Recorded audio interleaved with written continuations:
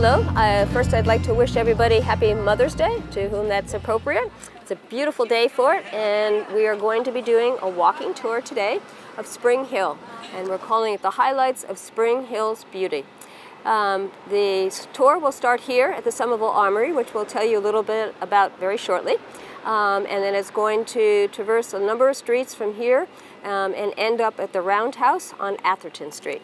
And before we get started with the actual tour, I wanted to introduce you to some other events that are happening this month. May is May Preservation Month in the city of Somerville, and for the entire month we have a lot of events to celebrate both the historic assets and sites in the city.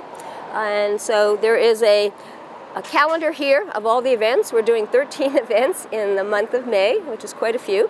And we have a couple more events coming up. We've already done probably half of them, but I just want to bring your attention to those that you might want to know about. One of which is, here's a flyer. All of this is actually on the city website as well, but just to let you know, the flyers have more details. This is a talk that's going to be given at the Somerville Museum on Westwood Road. And it's going to have General George Washington speaking about the time he spent in this area for the siege of Boston. And then we will also have Martha Washington, his wife, who many people don't know anything about, myself included until I did some research, but she is a woman with some notoriety as well. And so I think it'd be very helpful to find out why. She's going to talk about the 10 things you didn't know about Martha Washington. And for the first time, we're going to have an afternoon tea between the two talks. So it's from 2 to 5 at the Somerville Museum on May 21st, which is a Sunday. Also coming up that next week, we have 2 talks. One is going to be at the Milk Rose Cemetery, and that one is going to be burials, restoration, and the Civil War monument. And we will have not only a speaker from Somerville who's been instrumental in fixing up the cemetery with myself over many years for the master plan, but also one of the Redcoats, friendly one at that. And then the next night, which is a Wednesday, the 24th, we will have another talk over at the Powder House, and that will be again by one of the docents there, as well as the Redcoat. He will be here for a while. Also want to remind everybody that the docent program has started at the beginning of May. It goes through October. This is a schedule of all the times that the sites are open, generally one Thursday night a month, as well as a Saturday or Sunday afternoon once a month at each of the sites. And this schedule again is online on the city website, as well as the historic preservation one, which you can find by just going to boards and commissions and looking for historic events in education. So before we get started, I just want to let everybody know that's watching this, since you've missed the tour today on Spring Hill, this was the flyer for it and the map that we would be following, but an older map. But we also have, if you're interested, a brochure that we prepared, so it tells you some of the highlights of the things on the tour. We're also doing 4 interior sites on the tour, which is very exciting because that means that the people that live there are opening up their properties, which is particularly wonderful, as well as St. Catherine's Church. And we will not be able to repeat any of that, but you will see this on the videotape. We had a wonderful videotaping that I want to thank the city for, and Bill Trudell especially, for actually doing today, in order that everybody can see it, even if they didn't go on the tour. This is the Somerville Armory, and I just want to point out some of the restoration work that was done in order to make this more accurate to its historic background. When it was used with lots of trucks and even horses coming in. So there is a ramp here that you may not notice unless you get close up, but this ramp, we tried to make sure that it got replicated because it was an integral part of the historic feature of the armory. And in order to do that and still make it ADA compliant, we had to do some additional work. So you might notice that the sidewalk here is much higher than the street. And the reason for that is the city was able to raise up the sidewalk and keep the slope intact so that it's ADA compliant in order to make this ramp work for access to the building, as entry to the building. It was a pretty creative way to restore that historic feature, so we just thought we'd point it out to you. I'm now going to introduce you to Kevin Smith, who is a Somerville resident all of his life. very knowledgeable about the city and lives in a historic property himself. All right, I just want to direct your attention briefly just across the street to the complex over there, which is now the VNA Senior Living Community. When this site was first developed, it was a home for the aged run by the Little Sisters of the Poor. They were here for 20 years, and then they left they consolidated and they moved to some of their existing facilities in other places across the country, and fortunately the whole complex was purchased by the VNA of Somerville, and they continued to run it in the same manner that it was before. There had been a very large building in the front, a 6-story brick building that was torn down probably in the 60s after the building that we see now in the back was built to be with compliance for the current standards for nursing homes. And then this building on the right, which is independent apartments, was built a few years after that. So it's a really interesting complex. It's beautifully maintained in this green space in the front. So what we're going to do is... It provides affordable housing for seniors, I think, which is very unusual. Yes. It's not a government subsidized, but it's a nonprofit, I believe. Exactly, so exactly. It's very well respected, and people often a waiting list to get in. Yes. It had been even when the Little Sisters ran it, it was the same thing. It was very difficult because there wasn't much turnover. They took very good care of the residents, and everybody wanted to go there. But their ministry is towards the poor, so you weren't able to get in if you had a lot of money. If you had any money, you really had to qualify. So, and I know people from far and wide who wanted to get their family members in there, but there was usually a long wait also. For the building that I remember, this independent apartment here, the people lived independently. When the nuns ran it, if you were a resident there, you were automatically gained access to the rest of the building when you needed it. Again, there were income requirements, but from what someone told me who did get an apartment, there was a 10-year waiting list to get in. So what we'll do is we're going to cross over. So this is a very striking building that's in back of us. It was built in 1925 for Dr. Lewis Card as a dentist office and his residence. The residence was on the second floor. There were 6 rooms for his dentistry there, and it was built, as I said, in 1925. The details of it was the reason it's built this way is there were deed restrictions that the front door had to be 25 feet back from both Highland Ave and Benton Road. And it's the English Revival style of architecture. You can see that with the half timbering, the slate roofs, casement windows, and the brickwork. And the inside is beautifully preserved and restored. There's the original architectural drawings are in the lobby. And it is still currently a dentist's office. And Brandon, you want to tell us about these folks getting a preservation award? Yes. In the city of Somerville, we have an ordinance, a historic districts ordinance, which whereby we can actually designate properties at the local level. And this is not one of the houses, it's a locally designated structure, although it is certainly eligible to be that. And so we have a Director's Award program in addition to a Historic Preservation Award program, and they got one of those awards 4 years ago, I think it was, because the family that owns this, it's a family business, and it's been transferred on from the father to the daughter now. And she has done an excellent job remodeling, and inside it's got all state-of-the-art equipment, and it's a great dental office, but it actually has retained most of the interior that you would have seen if you were going to her father 50 years ago and such. So, but the restoration that they did on the outside was what they got the award for, which is how our award system works. And we were very proud because it's an unusual building in Somerville, obviously. Yeah. Right, and I wanted to mention that the architect built an identical building in Winchester. Whether it's still there or not, I don't know, but there's a twin to this in Winchester.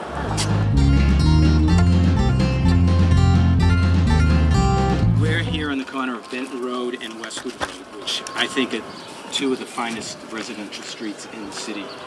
They were originally platted as a subdivision in the 1870s, however not actually built on until the 1890s, by a gentleman named Charles Bradshaw. We'll see his house later on. There was one house on this site that was moved when the street was developed, and that's the original one. We'll see that in a few minutes. But I just wanted to direct your attention to this house across the street that I'm pointing at, the Eugene Carr house, which was built in 1910 in the shingle style of architecture. Most of these houses were built in the shingle style, and that's because there's a lot of shingles on it with the roof, the sides. But this one is unusual because of the great fieldstone fireplace with the stained glass window that's inset there. That window to the right of it, which is called an oriel window. And it was built for this gentleman, Eugene Carr. Eugene Carr and his brother Frederick Carr, whose house we'll see in a few minutes, worked with their father, Martin Carr, and we'll see a school named after him a little later on, who ran a jewelry business in Davis Square. He had a business in a couple of buildings that were later reconverted and readapted into residential use. So we'll see a couple of other houses when we go up the street, when we go around the corner. But now here on Westwood Road, this, as I said, this development that happened, and these houses were built in the 1870s, were originally, each house had a double lot. But Bradshaw went bankrupt about 10 years after building the first ones, so we had to sell off the other lots to get out of bankruptcy, so all the other ones were filled in. And when he did this development, he moved trees. I don't know about this one, but he moved quite a few trees from other parts of the property onto the street line, and that was said to be the first time that type of activity was ever done in Massachusetts successfully. All of these houses, this is a local historic district, so there are guidelines about what can be done outside, but not with paint color, which is interesting. There's no issue with paint. You can do whatever you want, but a lot of the people have done a really nice job. As you can see, that one, this house was just painted a few years ago. That blue one down there, that was just painted recently too. Notice there's also a lot of stained glass window in these houses. You can see some on this house next to the Carr house, the brown house. And when we're walking down the street, notice, actually we'll cross over the street at that blue house. There's really, really nice stained glass windows going on there. But I just wanted to point out across the way, number 7, that's the original house that was built in 1850. That's the original house that was on this site before these other houses were built. It was moved there, and actually in 1850 it looked a lot different like that. It was a hip-roofed Italianate house with a cupola on it. So when it was moved, they put this pediment on the front and a lot of colonial revival details.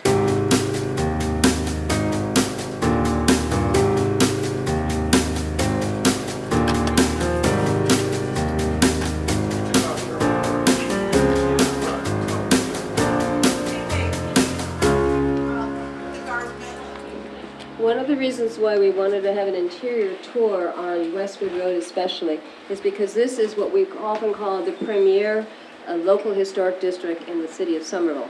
And that's for a couple of reasons. One of which is the most cohesive one that we have. The whole street of Westwood Road, as well as on Benton Road, is are designated historic properties, as I was saying before. The second reason is what you can see very quickly here, which is a lot, if not all of the original detail, is still intact and very well maintained by the owners over the years. And so it's pretty special to get a sense of what it might have been like if you were living here when these houses were first created or developed. And each house inside, of course, is a little different. The architecture on the outside is as well. But this was developed as a, I think you probably already talked about it at one time. But it is one of the few areas in the city where we have a lot of what we call single building districts. One of the things that the city of Somerville pioneered in, which is to have single building districts. And we did this back in 1984-85 after having done a lot of surveying of properties in the city. And what we found is so many of the houses had been altered dramatically and not have the original detail. And we didn't want to lose the ones that were still intact, so we decided we'd go forward with those. And the state wasn't very happy with us. They thought that that was not an appropriate use of the historic district ordinance, but it did say one or more buildings could make a district, and so we took them at their base and decided to go forward with those. So we have a lot of single building districts in the city. This is obviously not one of them. I think there's 13. And it also goes up to the end of the street, which is Benton Road. We have a gentleman here today who lives on Benton Road, who also said that he'd be willing to let us see his house, which would be great. But it is very special, and you can see that the stained glass windows that are there on the stairs. There's a lot of care and talent that went into designing each of these houses. They're all very different in style. A lot of the houses on Westwood Road and Benton Road have this semicircular fireplace opening. You'll see that in quite a few of the houses here. So they were built by the same, well, it was the same architect that designed most of them, J. Harold St. Clair, no, J. St. Clair Harold, who designed the houses. And you folks were responsible for taking off an enclosed porch in the front of the building, right? There was a 1950s porch. Right. That was built that we took off 2 years ago. Right. To restore the front. Right, and you had to replace it, well, do something with a window too to make it, because wasn't there a doorway that went there out to that? Yeah. And also your front door, you did a beautiful job restoring that, so. And we, like you said, you remember the house from Yes, many, yeah. many decades ago. Right. Yeah. So all these windows in the front are, everything's original, and it was, you know, they did a great job on polishing it and making sure it lasted for years. Well, you're a great resource, and it would be good to find out some of the contractors that you use, because again, it's really hard to find people that have the skills and the care to do that kind of work. And this is what inspires other people, which is another reason why we do these tours, is because you might not live in one of these houses, but you certainly go by them. But in your own house, you know, what we're trying to do is encourage people to restore them to the extent possible, back to some of the original details if they had some that were particularly nice. So.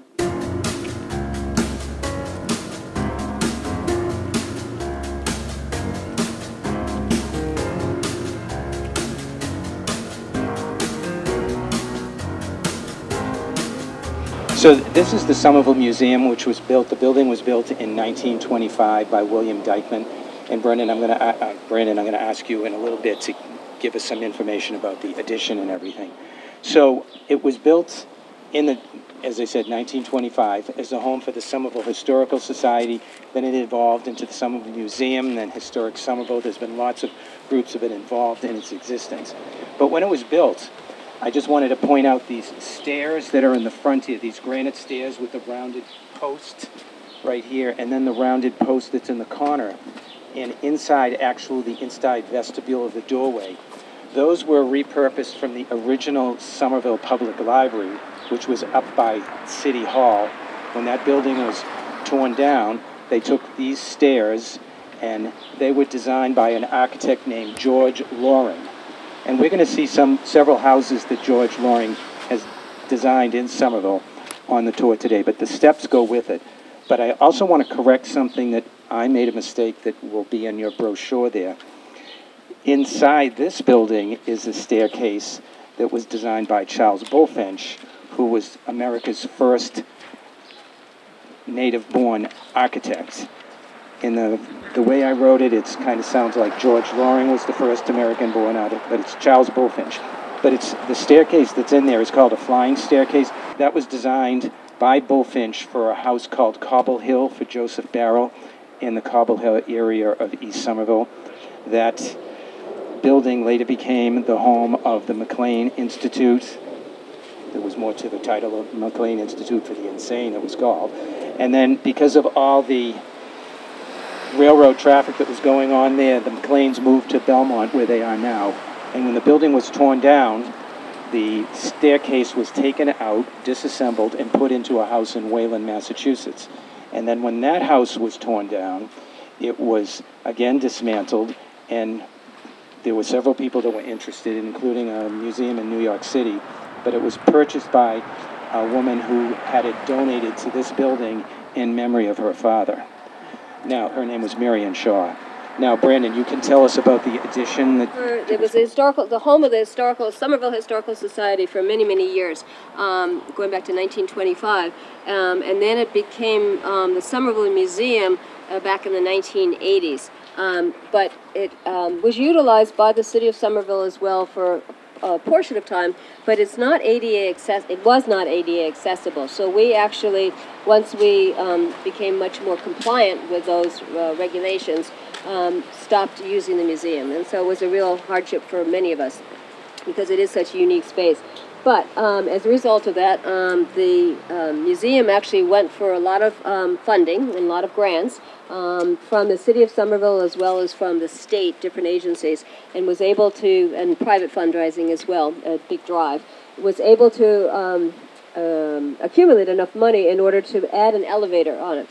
And in order to accommodate the elevator, they actually did an addition on the building, which is what you see here on the side. There used to be just a slim set of stairs going up here, and this portico was designed in order to house the elevator, and that goes to each of the floors, so that the restrooms are down in the basement, and then upstairs there's some more archival space and also an exhibit there right now. So it totally opened up the museum, and then of course they did a lot of other work inside as well, restoring the woodwork and the windows and making it so that you can actually have talks there and shades and the kind of climate control that you need for a museum. So it's really come into its own in the last, I think this started, it's about 5 years. There was a gap in there for a while, there was a lawsuit, and so things had to be stopped for a while. But the campaign is still very much at the end of it to finish the work, but it's just amazing what they've been able to do. And I invite all of you to come in, become members as well. That's always very helpful. They had an extensive collection of a lot of things that have been donated over decades, really, and just were never properly preserved or maintained. And so this has now got climate control, and its Gentle Giant has been very helpful in the city of Somerville in actually storing a lot of this equipment or of the collection. So we owe them a big kudo as well. And they've been taken off site, some other stuff, in order to be preserved there and then brought back. And so there'll be a lot more of the original collection being shown in the next couple of years. So we're very excited about that because this is stuff that people have never seen before. And a lot of like portraits and furniture and all kinds of really wonderful cultural items from the city that people have donated. And I just wanted to point out this granite post on either side of Westwood Road. There used to be 2 on each side of Westwood Road. Well, we won't go into that, but there's a kind of a mystery as to where the other 2 are. But they were the original gate post for the Chute Estate, the house, the original house that was here, which will, again, as we walk up the street, I'll be sure to point it out. It'll be on the right. It's a yellow house. It's 2 houses up after the museum.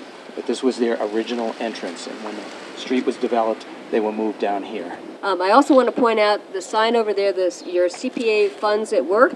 I want to give people notice that when you pay your taxes, there's an extra fee on there for the CPA, and this where one of the projects that your money is going toward, and without those funds, there's no way we could have done the restoration work that was done here. Does anybody notice anything imprinted on some of these bricks? Yes. An S, thank you. And it does not mean Somerville, believe it or not. Do you know what it means? It's Sanborn. It's the Sanborn Brick Company that was in Somerville. But they're here, and they're all along here, along the front of the building. I believe I've seen them in another place in Somerville, too. Well, there are, and the funny thing is, S could have also, many people thought, stand for Spalding, because Spalding Brick was actually a company that was here up in the Assembly Square area for many years in Stanford. So, but it's kind of cool when you see them. You really don't notice them unless you look for them. Walter, just tell the folks here just a little bit about my spouse, Susan Giordano, and I bought this house in, well, basically 24 years ago. We lived actually at Spring Street for 19 years at a very historic old, right, if you go down Spring Street, there's a little bend in the road. We're going down there, yeah. The decrepit looking L-shaped thing, which was 2 houses built together. Yes. What was That's 18 and 20. Yeah. And my folks gave me a $30,000 down payment for the $80,000 house in 1979. And they were a little upset because they thought it was overpriced. $80,000 for a house in Somerville seems like a lot. And they knew, everything was $45,000, and it was a white elephant. You could never catch up to it. And thanks to a roommate who came to live around here and find a new place and lived with us for 5 years, we ended up figuring we need another bathroom. There's going to be 3 of us in one of the smaller units in the house. So we found this place, which is a 3-bedroom center entrance colonial, very elegant, built by a bank president in 1919, and very clearly got high-end everything. A lot of gizmos in the house. There's a original equipment intercom. There was. When you say original, that was so that when they had a butler that they needed to Yeah, command yeah. it? There was a station in the kitchen, garage, basement, and bedroom, and 2 of them are still there. There was a call button in the dining room. Really everything. There's an original phone booth with the original wiring, and a cat. The cat's on. That's pheasant. So here, come on in. So I actually did have the windows redone. The left and right windows had aged. The lead caning had come off and had been deteriorating. And I found a guy who I'm sure died since doing this. Not as a result of doing it. No. But he basically restored it. Beautiful. My spouse and I were in wind energy, and we're not big believers in urban fireplaces. So when we put in a high efficiency heating system and ran the pipes up through the chimney flues to make it not make noise in the street, and so it didn't come to the foundation. Virtually all the windows in the house, the whole house, very elegant design, golden rule stuff, with the trim, just really a lovely touch. The molding is very detailed, exactly. And I actually redid the lights fairly recently. They had horrible sconces, and sconces are hard to get a nice light. But I finally figured out a way to fabricate these things. And, But we asked what your profession is? I'm an electrical engineer. Okay, I'm beginning to catch And I like, the gizmo stuff. So you made these lamps yourself? Yeah, I did. They're actually onyx tiles and LEDs behind them. But these are the original windows from this sunroom, which is original. They have floating hinges. And we didn't replace them with casements because this would be a huge job. It's all window in here. And it's very tight. They're very tight windows. It's thick glass. But I just thought I'd show you this. No one believes this is real until you open it. Oh. Well, I'm not. Don't break it. I don't think I want to hurt myself right now. But basically, it pushes out, and they're on floating hinges. Kind of like an accordion? And what's that? Like an accordion type thing? It's just a folding thing on a bronze bit, but it's peculiar because, basically every time you open it, a little divot of wood breaks off. So I said, let's replace those. But these are nice touches. Just really the French doors. And I had a couple architect friends, and they redesigned the kitchen. And this is new. We had this done. Did you do that track lighting up there? Did you do that? No, had someone professional do it, but yeah, I could certainly do that. And the cat's just going to accompany someone to it.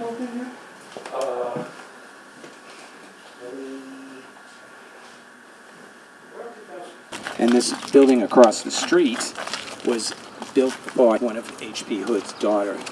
Had this house built for her, and she lived there.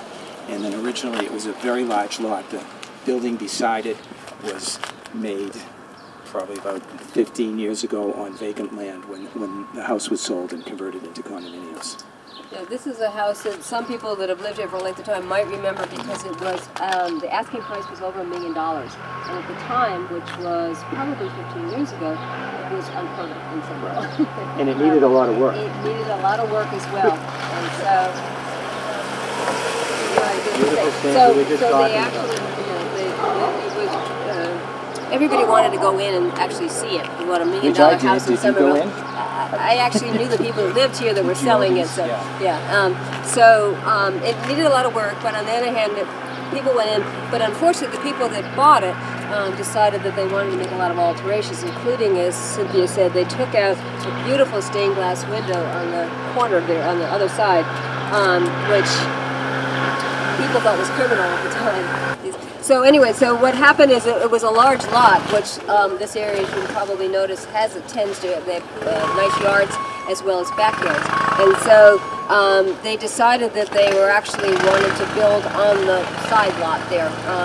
And that was another big controversy in the city because many people did not want to see the lot broken up because that was part of its original condition, and that's actually very unusual in the city, and we've been trying to preserve those larger lots. But they were able to do it through zoning regardless. And so they built this other house there. It was hugely controversial at the time. They went through a lot of design review and such. And you know, people will argue now that it's actually a decent house. They didn't just do a schlock job, which sometimes happens. But it took away from the original lot that was here. And it's also condominiums as well, both of these houses now. So I want to point out several things right here in this spot. Actually, the first one is right down at the end of the street. I'm pointing to the Greek Orthodox Church on Central Street, the Church of the Virgin Mary, the Domitian of the Virgin Mary. The interesting thing about that site is it was the lot of land that it was built on was the home of Columbus and Mary Tyler. And Columbus Tyler was the superintendent of the McLean Asylum. We talked about that earlier at the museum. And they had an estate there. And if you go down the end of the street, you'll see the original granite blocks that compose the whole part of the property. And some of the original trees are there too. But his wife, Mary Tyler, her big claim to fame is, you ready for this? She is Mary of Mary Had a Little Lamb. So that was his wife, yes. And I wanted to point out on this street these two Greek Revival double houses, and there's one over here. This is a George Brastow development of 1840 to 1850, and there were these four. There's a couple of more down at the end of the street, and they were double houses all with cupolas, and this was the first development in this side of Spring Hill. There had been a industrial plant, the Middlesex Dye and Bleachery on Somerville Ave, where Conway Park is, that was built in the 1820s. So that spurred a lot of residential development in that area, in this area. Now, I want to direct your attention to this house across the street, which was just built and just finished. And originally on that site was a small cape similar to the one that's one house down. That was on this site. It was torn down, and this house was built. Now, I'm going to ask people to guess. Again, I'm going into my teacher mode here. It is for sale. It's the first LEED certified single-family home built in Somerville. Anybody have any guesses as to what the asking price is? No. All right. Oh, it says it on the thing, yeah. $3 million. You people right ahead. That's great. It's also in their brochure. $3 million, right, yes. It's kind of interesting. I know that there was a lot of discussion when it was going up that it was out of character of the neighborhood, but I don't know. I think it kind of fits in a little bit. Anybody want to add their opinion? Well, the other thing that's kind of interesting that it's a single-family house. Yeah, with what, 5 bedrooms? And if you haven't noticed, a lot of the houses we're seeing today are single-family houses, which are very hard to find in the city. And what is happening is that a lot of the houses were originally single-family, but people carved them up and made them into 2s and 3s. And what's happening is people that are buying them want single families and have the means to do that, and they're converting them back. So in many ways we're quite delighted because when they do that they actually restore a lot of the details and such that was there originally and such, because when they carve them up they do it in a way that's not so necessarily appropriate to the layout inside. But this one was built as a single family and still looks pretty large on the lot. Right, and I was in it, one of the open houses, about a month ago. It has 2 roof decks which have spectacular views of Harvard, buildings at Harvard, Boston. And that's one of the things that promoted this early development in the 1840s, because it had vistas towards Harvard Square, the Charles River, and over to Boston. So this is the Charles Bradshaw house. Charles Bradshaw was the developer of Westwood Road that we saw. This was a house he built by George Loring, the architect that I told you earlier, who did a lot of buildings here in Somerville and did those steps that are in the Somerville Museum at the front. This house was built in 1874 as his residence. Very unusual because it's brick, has Queen Anne influence, French Second Empire style influences. That gable over there is a Flemish style influence. It's just an incredible building. And I can remember years ago, before the current, I've been in this house once on a Christmas house tour. The first floor is incredible. Yeah, it was incredible. It was incredible. But I remember years before he bought it, it was owned for many years by the Murphy family here in Somerville. And the gentleman, I don't remember what his first name is, he was the oldest graduate of the Harvard Extension School in its history. But also in his youth, he was a model for John Singer Sargent, which is kind of interesting. Because Sargent came to Boston to paint the murals at the Museum of Fine Arts and also at the Boston Public Library. So it was probably during that time. That the gentleman, Murphy, he worked for the post office. His family had lived here for many years. I read that in the paper about the Sargent connection, and a friend of mine who was doing the census had interviewed him and heard about the influence about him being from the oldest graduate. He was a lifelong learner of the Harvard Extension. Next we're going to go over to St. Catherine's Church. So this is the Church of St. Catherine of Genoa. I am a parishioner here. The pastor has graciously given me the keys so I can let everybody in. We'll be going in through that door there, but I have to go in through another one, so it'll take a few moments. But this parish was created in 1890. The original parish in Somerville was St. Joseph's down in Union Square. Father John O'Brien was given the assignment to create a parish here in Spring Hill. He was the son of there's a lot of immigrants in this story. He was the son of the first Irish-born mayor of Boston, Hugh O'Brien. And he had been a pastor, I believe, or a priest for a while when he was given this assignment, but there was nothing here. There were two large estates on this site, one where the church is, one was here. I have a postcard that I'll pass around while I'm opening the door.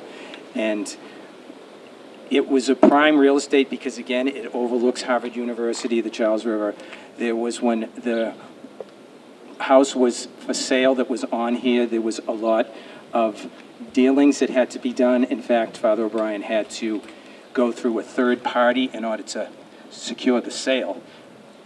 He bought the property, and the original church, a wooden church, was built where the church hall is now. And again, I have a picture of that. And the cornerstone of this building was interrupted. The construction of the church was interrupted by World War I, and we'll see some evidences of that too. But Father O'Brien was very strong on church architecture. He felt that the state of Catholic Church architecture was not that good, and he was determined to build a truly impressive church, which he has done. He picked the architectural firm of McGinnis and Walsh. McGinnis was also an Irish immigrant, and this was his, I believe, second or third commission. And when he completed this, and people saw it, it made him a superstar in architecture. He went on to design many other buildings. The original design was supposed to have a large bell tower on the corner, similar to the one that's over at St. John's Church in North Cambridge. Has anybody ever seen that church on Mass Ave? There's a large tower. That was supposed to be built here, but the construction and the cost was just too much. So he employed the best craftsmen that he could get to work on the church, and I'll explain that when we get in.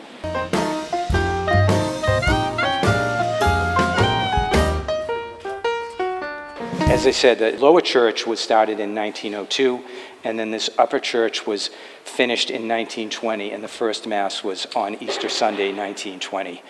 And there's so many details about the church.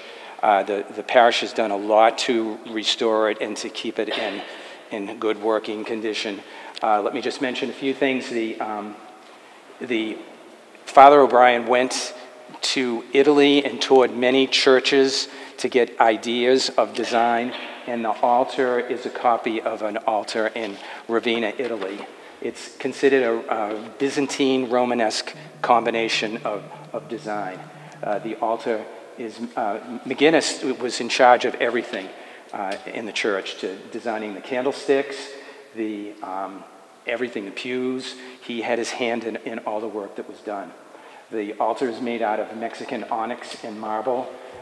Same with the altar rail here. The fresco up on top, a fresco is paint applied to wet plaster. And the woodwork in the church was done by a wood carver named Johann Kirschmeier, who was a German immigrant, and he learned his craft in Oberammergau, Germany, the home of the Passion Play. He designed the pulpit. He designed the work in the confessionals. We'll look at it, a piece over the altar, on the side altar. The pulpit had the saints of the Allied countries in World War I. He also designed the pews. He did these angel faces on the side of each pew. He had a studio in East Cambridge, and he became a very close collaborator with Ralph Adams Cram, who was an architect who has one church here in Somerville that we're hoping to keep in preservation. The windows were done by Alexander Locke of Brooklyn, New York, and Alexander Locke learned his craft in the studio of John Lafarge, stained glass master in Germany, in New York. And it's plated glass. There's actually two pieces of glass, like one on top of each other, because when some of the windows being restored in the last couple of years, you needed to get somebody who really understood that whole process. These Stations of the Cross are examples of the work by Angelo Lualdi, who was an Italian immigrant also, and he did a lot of work with Ralph Adams Cram, also worked on many buildings, including the National Cathedral in Washington, D.C. They are made out of alabaster, which is a very thin marble. I was told they were originally meant to be lit from in back, but that hasn't happened. And the marble came from Italy. The floor marble is Tennessee marble, I've been told. And the pillars in the vestibule and some of the side marble come from Italy. When the church was built, it does have steel supports inside each pillar, and when they were hollowed out to make room for the steel support, what they took out was used for those smaller pillars in the back of the altar. The organ was repurposed from an 1895 church in a Presbyterian church in Pennsylvania, which is kind of interesting. I want to point out a couple of things about, there's a statue when we go in, a bust of Christ that you can see when we're going out. This one at the bottom of this altar, the head of St. John the Baptist, and the statue that's on the altar, which is the Holy Family. Those were gifts of a parishioner, Victor DeFranco. His uncle was an architect and a sculptor, Benedict Cipollini, who came to Somerville and designed and worked at St. Anthony's Church down on Somerville Ave. But the head of John the Baptist, which is a kind of interesting sculpture, and the bust of Christ are also likenesses of Benedict Cipollino. He used his own image for both of those, which is kind of interesting. Are you impressed with this church?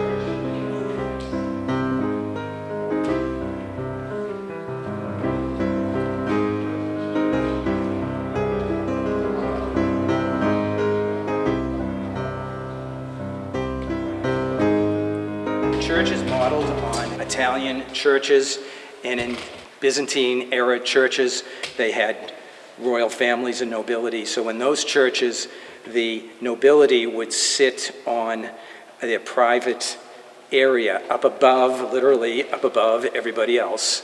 And that's a kind of copy of that, of those pews that are up there. This wooden piece over the altar here was also done by Johann Kirschmeier.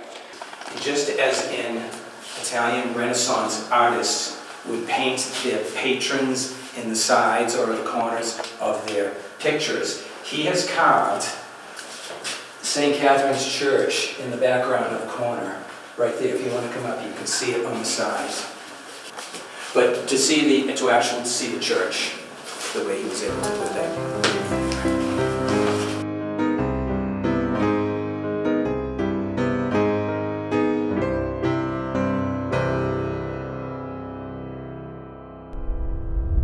I want to welcome you to a very unique historic property in Somerville.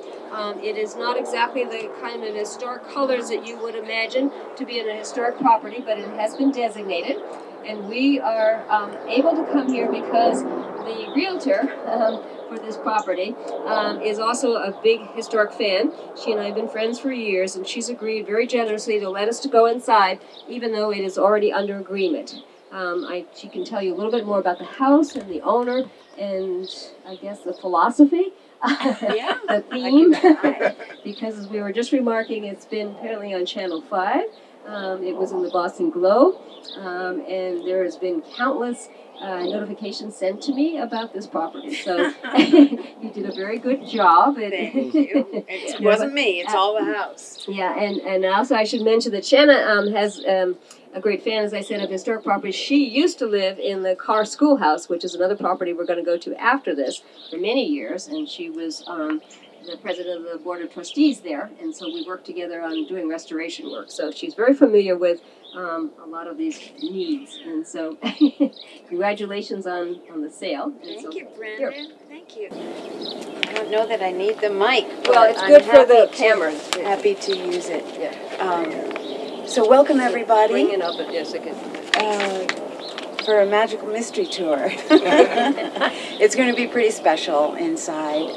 The woman who lived here was an extraordinary person. She still is an extraordinary person. She's living elsewhere right now.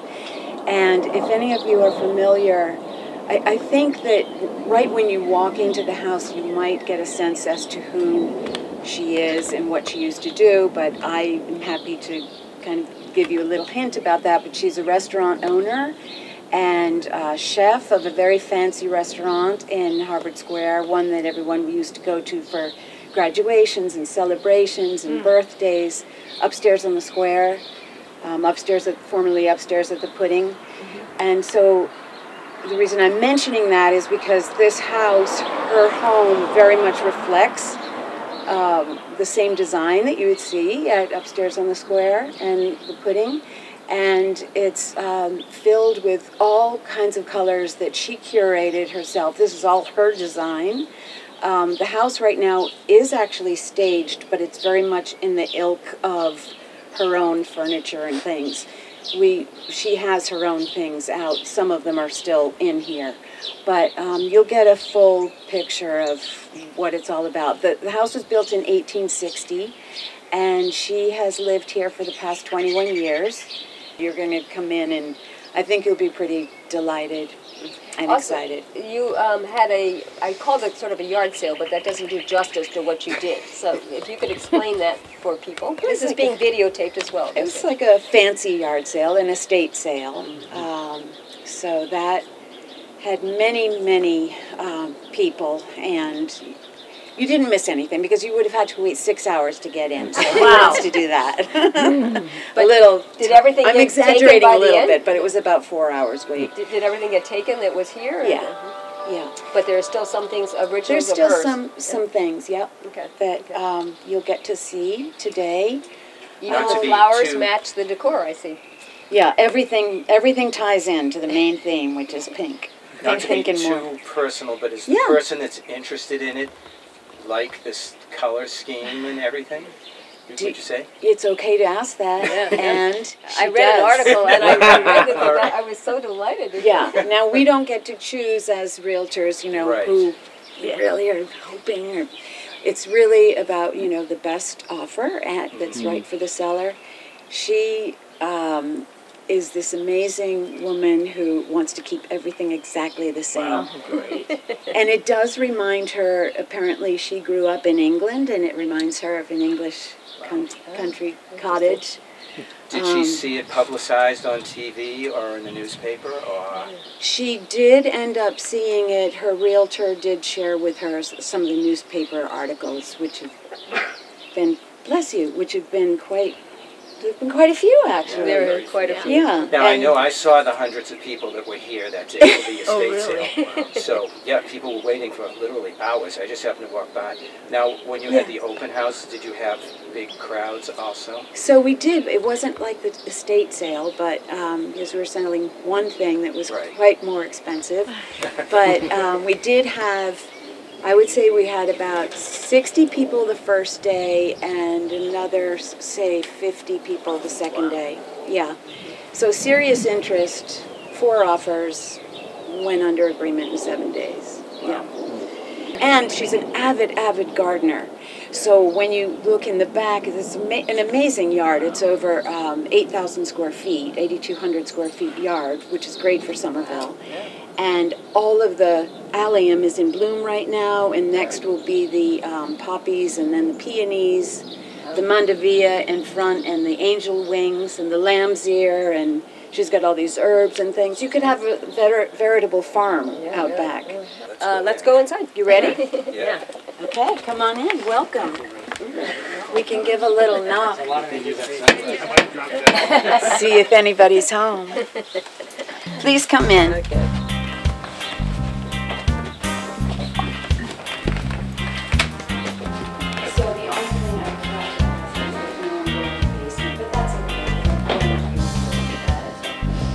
So feel free to walk around wherever you would like.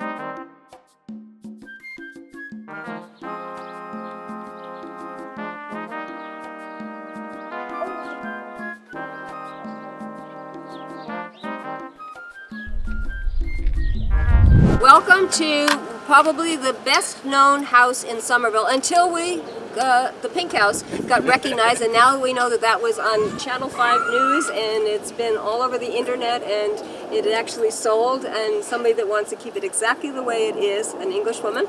So I think that that has some notoriety as well. But this is otherwise probably the best known house in Somerville. It is called the Round House, and we have the pleasure of having the current owner of it, who has painstakingly done all kinds of renovation and restoration to it in order to bring it back to its original glory. And I'm not going to talk too much about it. Kevin, you want to say something? Obviously, the Round House, it was built in 1856 by Enoch Robinson, who was a locksmith, I believe, and somewhat eccentric. And the story is that someone had copied an earlier house that he had, and that really annoyed him. So he said he will build a house that no one would dare copy. Did you hear that story? Have you heard anything like that? Oh, yes. The home was on Central Street, by the way. Oh, really? Oh, okay. Is it still there? That's what they state. And if, well, I'm not positive, but I believe... The one that was part of the Greek Orthodox Church? Oh, in the empty lot that was missing. The empty lot that was between the church, where the building is built. Oh, okay. The new building. Yes, and people came from all over to see it. It was quite a curiosity factor. It was designed in a way that the rooms were circular, and the pattern in supposedly gardens outside were in circular patterns also. Oh. And he did.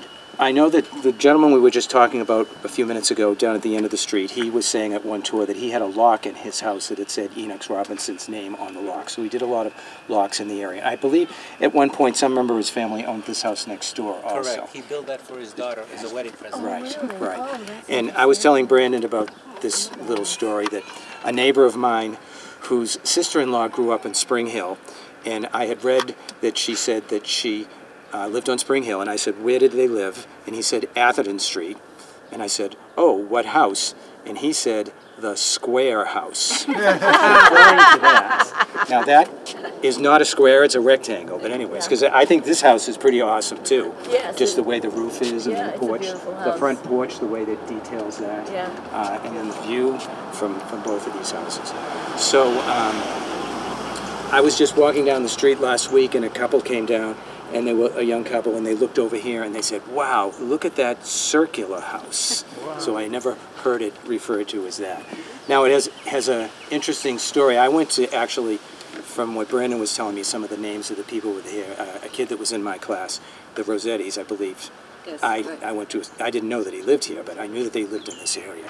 So, and they had a kind of a large family, and I know they're very proud of the house and the time they were there. And then I don't know how much detail you want to go into between the time before George bought it.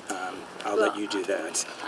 Because of timing and because George is here, I'm not going to say too much except to say that this house was almost demolished, and it came very close to it in the 1960s because people thought it was weird. And for those of you that did the tour yesterday and other tours with me will know that Somerville has come a long way in terms of its appreciation of older properties and older buildings and such. It used to be when I first started here in the 1980s, if it was old, tear it down. It doesn't have any value whatsoever. Put something up new that's fresh and clean. And some of us have been working on that philosophy or to counter that philosophy for many years, and so that's why we established the Historic District Ordinance, etc. So that house was considered a weird, an oddity and such, and who needs it, and it's in tough shape, and so the woman that bought it, whose name I'll mention, is Alice Maniatis, and she, thought it was a very special house. She was of Greek descent, and so she could see it for what it was, and she decided that she wanted to restore it herself. Unfortunately, it was a very daunting task, even for somebody with her willpower and passion, and so she was not able to do that. We did have a North Bennett Street School in Boston actually using this as a study, and they had people coming out here doing some basic restoration, or basic, I should say, rehab and preserving it from the elements. And kind of securing it. Securing it, yes, exactly. Well, for example, instead of just boarding up the windows, they painted the windows Yeah, so those that were it looked cool. like they were Yeah. actually windows and such. That had a lot of vandalism here for many years. The local kids also didn't appreciate it or thought, you know, it was a vacant house, so they were going to take full advantage of it and such. Police were here a lot. It was a real problem property. It was on the state's most endangered historic list for a long time. She wants me, that's why. Oh, okay, that's right. The Commonwealth's endangered list that they had 10 properties because we were trying to advertise it and let people know that it really needed some TLC. Fortunately, I knew George, who is a contractor by profession, often does historic restoration, also of Greek descent, and it was a match made in heaven. So I feel very proud and pleased that I was able to make that connection because from there, he and Alice hit it off, and so he has been taken over the property and lives in here.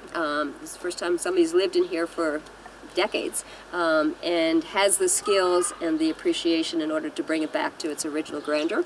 So I'm going to let George tell you some of the things that he has done over the last, and I want to say 10 years? Is it? 2006 when I came in, November of 2006. Okay, 2006. He has won an award from us, the Preservation Commission, a preservation award for the work that he's done, even though he's not totally done, but we wanted to inspire him to continue. And in fact, I just recently brought over the Somerville High School students that actually are the ones that do a drawing of the property if you win an award. And they were so taken by it, there were several drawings, and I just brought over another one to him recently so that he can enjoy that. So he lives here with his wife, I think, and he lived in this area for many years as well, had been eyeing it, and so he knows the neighborhood very well. Purchased the home in 2006 from Alice, which lived at 8 Harvard Street, the gray house that you see between the trees there. My dad knew her from the 70s. My dad did work for her and her friend that lived on Central Street, next to Enoch's original house. He did miscellaneous, just pretty much emergency repairs for her, never quite finished anything.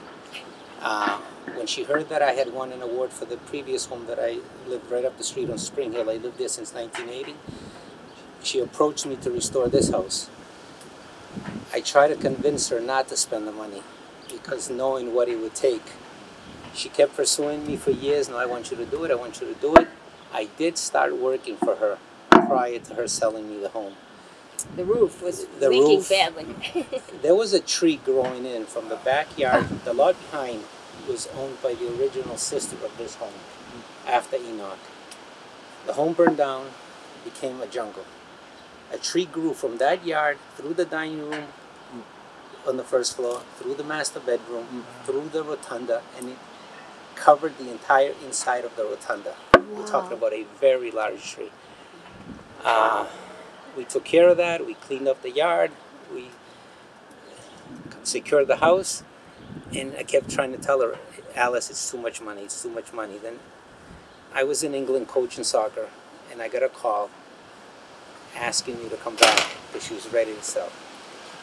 I came back. We agreed. I took over the house. And since November of 2006, I've spent over 33,000 hours on the house. Wow. And I am 98 to 99% done. There's small details left inside, very small, a handful of details. And the reason they're not done is everything that I do the research. Lucky enough, she gave me most of the information. She gave me 3 huge boxes of photos, magazines, different memorabilia. The thing that helped me the most really was the events that she had. She used to hold tea parties in here on the 3rd floor. And the photos that she took and everything had just about every detail in the background. So we duplicated what we can. Example, the outside of the house, all the cedar clapboards in the cedar shiplap on top has been replaced. We bought the shiplap in Carina, Maine, bought slabs of cedar. It took us 1 year to cut it, to fabricate what you see on the outside, and then a year to install it. So it's not like running to this store and buying it. You can do it overnight. This would have taken us 3 weeks to do under normal conditions, under normal circumstances. It took us almost 2 years. It's 3/4 inch thick cedar. It's not 1/2 inch, 5/8, or what have you. It's also bent at 5 1/4 200 degrees. Every single one is bent. So that in itself takes time. The acorns that you see, the pineapples, they look like basketballs when I got here. Paint and rotted and so on. So carving it slowly, bringing it back to life took forever. Also what we do, whether it's interior or exterior, when I do a restoration, we back primer every single piece of wood twice. That's 6 sides to every wood, gets primered twice before installed. That's why it hasn't peeled in 10 years. The windows, every single one was restored. We were lucky enough, believe it or not, as much as this house was vandalized, pretty much every detail was left inside the house, including all but one piece of hardware was left in the basement of the roundhouse, buried under the dirt. Wow. So we were lucky enough to find it by accident, only because we decided to do the new floor in the basement. Otherwise, we would have covered it in concrete as well. We found all but one. There's one piece of hardware that's missing inside. That's all the porcelain knobs, all the porcelain. Every door has a porcelain number, random number. Why? Those numbers are very random numbers. So I put them back on. The windows, the glass was actually restored by the gentleman next door. Mr. Pacheco owns Inman Square Hardware Store. He volunteered all his time and money to restore all the windows for me. We became very close friends, and quite honestly, if it wasn't for him, just the fact that I could use his electricity, his water, his driveway, and everything, I'd still be at it. I wouldn't be halfway through. Wow. It's been a huge challenge. The neighborhood has not been very welcoming, to say the least. The windows slide up and down into the walls. So the first floor window slides right above it in the wall and disappears. So the window and the shutter that you see there, that window covering, it's a shutter, it slides in the window well. So it's a single sash, 2/2. The second floor windows slide in the battlements, the boxes above. Oh, no kidding. Oh, wow. So the battlements are decorative. They're also part of a railing system that's missing the railing in between, but it's also where the window slides in. Wow. Well, I knew the windows were built so that there would be, like this one, nothing above it so they could slide. But I never thought about the ones on the second floor. That's going what up the there. battlement is That's for. cool. And there's also third floor battlements that are missing that I will put back on. Oh. And eventually the railings will go back in between, because that catwalk up there, you could walk it 6 feet wide and you could walk around the entire surface. Oh. And there is a roof deck up there that it's completely, well, it's a slight pitch to it, but it's flat roof and it has incredible views. I bet. And I if it wasn't for the school, it'd be 360 degrees. Because of the Oh school, my gosh. I'm somewhere in the 320, 330 degree view. I can see from the Chelsea Soldiers Oh, Home right. all the way to the Route 2 tower, the Yeah. Lexington Water Tower. You can see, Oh wow. and of course, in the winter, the view is bigger because there's no leaves. And that's just Right, yeah. Boston Harbor, the water, skyline, and Oh, everything. you can watch the fireworks there, right? We do. It's yes. We've done such a Also, you phenomenal might mention job. about the lot next door and the porch. The lot next door was owned. There were 2 sisters, the Rossetti's family mother, and the lady next door was she married into the Ahmed family. So the 2 sisters owned the 2 properties. The Greek Revival house that burned down. When the home burned down, obviously that became abandoned. About 5 years ago, Jim Ahmed approached me that he was going to sell the property, and he gave me first bids at it. It ended up costing me more than it should have, because at the end it was the condos behind were bidding against me, but he was convinced to sell it to me. So when it came down to it, he sold it to me. I purchased it, cleared it. It was on Amazon. The vegetation, if you look at some photos from back in the day, the trees were way bigger than these, and it completely covered everything. There was bamboo in there. To give you an example, this lot that you see here with the driveway and the grass that's trying to grow took 36 man days, 36 days of 10 hours a day to clear it, because of the bamboo was like everywhere. We kept cutting the tree, and we cut the tree, and the tree's still standing because the bamboo was just holding it up. So we cleared the lawn, we cleared this, we cleared that. lucky enough to bought that because my biggest fear was somebody will buy that and put some skyscraper there. Right. Yeah. Well, what did the condos want it for? Do you know? Were they going to use it for open space? Right. Well, Oh, yeah. to See, be that's- honest with you, that was a two-family house, and it's now 5 units, built on 98% of the envelope. There's no green space, nothing. Well, that's what I wondered if they Yeah. wanted it for green space, or just do something else. God similar to knows that. what. I mean, Well, my I'm so fear glad was you have it. my fear was that nothing like that happened, so I was lucky enough to purchase it. And you developed it. I'm sorry. And you developed it. Well, I Cleared it. cleared it. It's just the grass and from. Oh, I thought you were talking about the building. Okay, no, just no, right no, here. no, I see. no. Okay. They're the ones who The wanted to round buy house. it. Yeah. Maybe Yeah. it's also Yeah. doing- Okay, Yeah. in He's between. got a I garden. understand. He's got I a was already garden. about that Ends on with the stone buildings. wall, Yeah. and it goes around, and then it has 7.6 feet behind. Basically, that greenhouse that you see there, that's really my garden that I built, and I have it enclosed because the rabbits. Yeah. I have, Tell me We about understand. I have about 2 dozen rabbits to parade in my yard every night. So you know, it's just gonna stay green space. it. Great.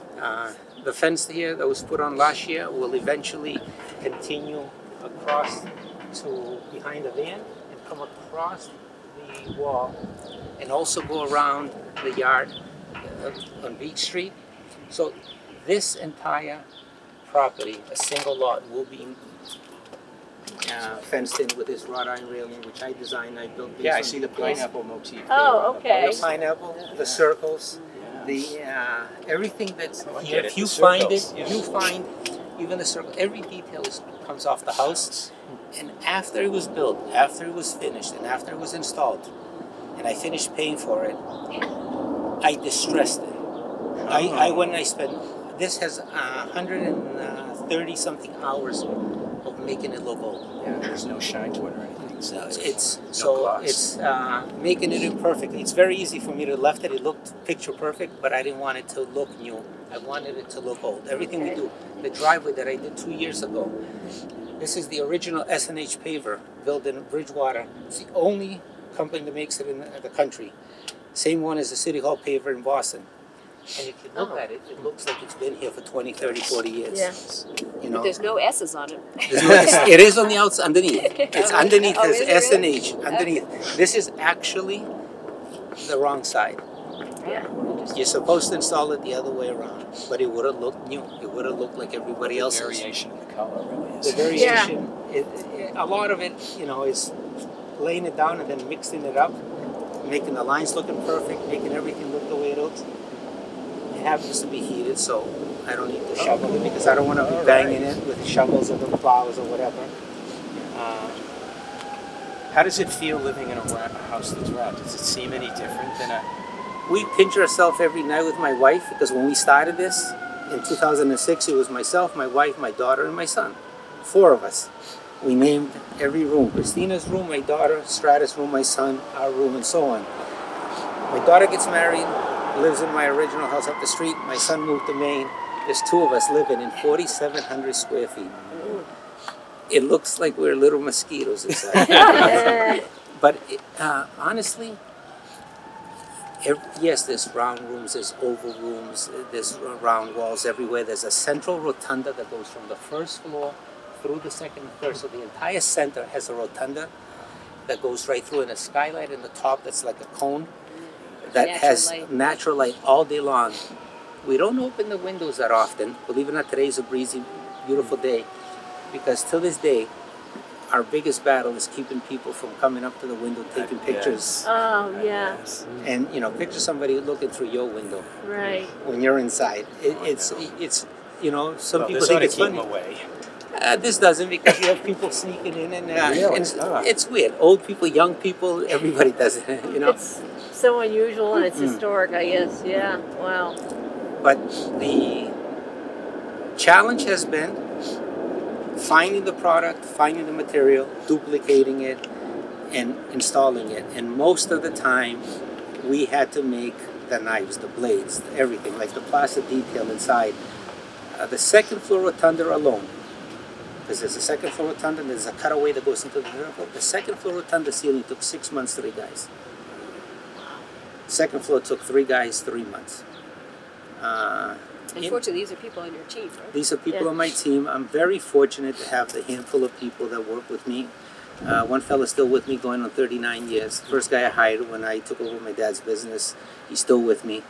They've been with me forever, 25, 30 years. And I'm lucky enough, if it wasn't for my dad, let's put it this way, this restoration wouldn't have taken down. Like Brenda said, this was one of the 10 most endangered buildings.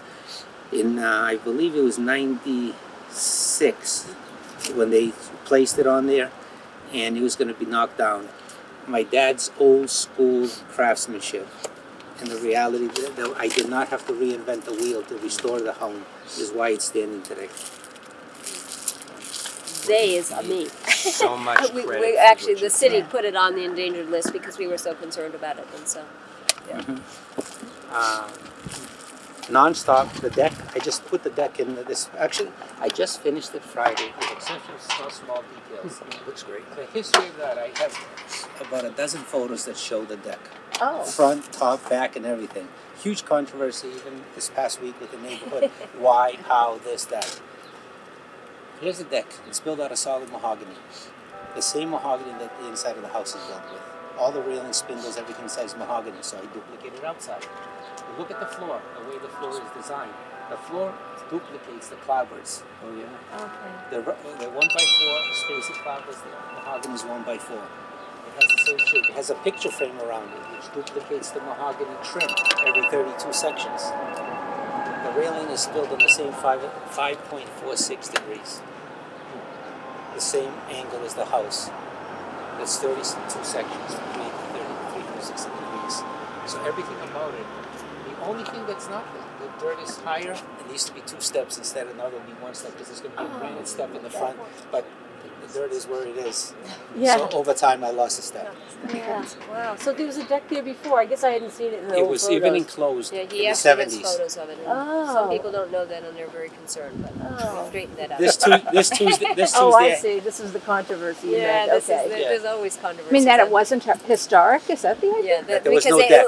it hasn't been here for so many years, and nobody had seen it before. That there Yeah. was fear that this But was you being know, the house looks wonderful. So It that you know, it's like not seeing where did the the door forest come from? trees for the forest. If there was no deck there. The portico was missing, which I have photos of it, and I'm going to duplicate the portico as well right above the door. Smaller scale of the front, I will do. Yeah. Like I told everyone, I've said this to Brendan from the beginning, I would actually fight over the fact of doing it right if they told me to do it wrong. I want to do it right. I don't want to do anything that's not correct for the house. I want to do justice to it. I promised Alice that I would do it, and quite honestly, that was the reason that she convinced herself to let me take over the house, is that I would do the restoration 100% correct before I let anybody walk through it. Okay, so we're going to stop right there because he's about to run out of battery. We could, I wonder why. Yeah. So glad it's all Yeah, so done. this is, I told you it was 4:30 that we were going to go to, but then obviously we added on a couple houses, so hopefully it was worthwhile. Oh so my God. we know you. Yeah. So thank you so much, Thank George. you. Thank you. Thank Thank you. you. Thank you for doing what you've done. Yeah, Yes. really. It's such a But it is wonderful. definitely a labor of love, as I said to you all before, and we just saw another one over there with a very different effect. yeah. But we're very lucky to have so many people in Somerville that have these houses, really care for them, and are really bringing them back and restoring them in a way that's very awesome. So thank you. Thank you very much. you. Thank you all for coming today. Yes. Happy Mother's Day for those of you that are moms. Happy Mother's Day to you. Okay, thank you. And I'm about to go off on a bike ride to Malden. So I'm about to go to sleep. Thank you, Brandon, Kevin. Thank you. thank you. Thank you for coming. Thank you.